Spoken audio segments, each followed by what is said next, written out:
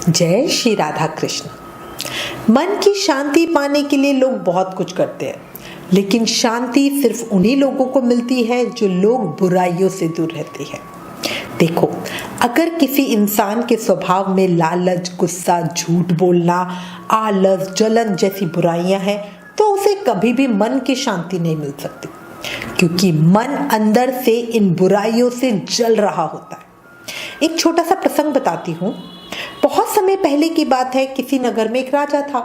वो बहुत धनवान था। उसकी सेवा में बहुत सारे नौकर चाकर लगे रहते थे, लेकिन वो हमेशा अशांत रहता।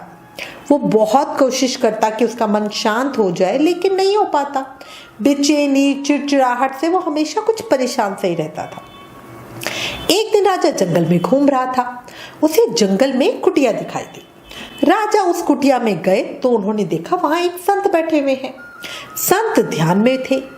राजा भी चुपचाप संत के सामने बैठ गया। जब संत ध्यान से उठे तो उन्होंने राजा को देखा। राजा ने संत को प्रणाम किया और अपनी समस्या बताई। अब उस राजा ने कहा संत से कि भाई कोई ऐसा रास्ता बताओ जिससे मेरी सभी समस्याएं खत्म हो जाए। संत ने कहा आप मेडिटेशन यानी ध्यान करो, मन को शांति मिलेगी। संत की बात मानकर राजा ने वहीं बैठ के ध्यान करना शुरू किया।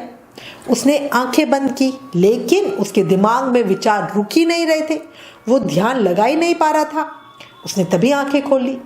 राजा बोला, महात्मा जी मैं तो ध्यान नहीं कर पा रहा हूँ। संत बोले, कोई बात नहीं, अभी आप मेरे साथ बाहर मेरी छोटी सी बगिया में चलो, थोड़ा वहां पे घूमते हैं। बगिया में इससे आपके मन को शांति मिलेगी। अब बगिया में घूमते समय राजा के हाथ में एक कांटा चुभ गया। खून बहने लगा। अब संत तुरंत ही राजा को लेकर अपनी कुटिया में वापस आए और लेप लगा दिया। संत ने कहा, देखो राजा, एक छोटे से कांटे की वजह से आपको इतनी तकलीफ हो रही है, तो सोचो आपके मन में लालच, गुस्सा, जलन, झूठ, घमंड जैसी कितने ही कांटे फंसे हुए हैं। तो मन को शांति कैसे मिलेगी? आपको सबसे पहले इन बुराइयों से बचना है, इन कांटों को बाहर निकालना है, तभी आपका मन शांत हो पाएगा। राजा को संत की बात समझ आ गई और इसके बाद उसने धीरे धीरे इन बुराइयों को दूर करने की कोशिश शुरू कर दी। क्या आपको बात समझ में आई?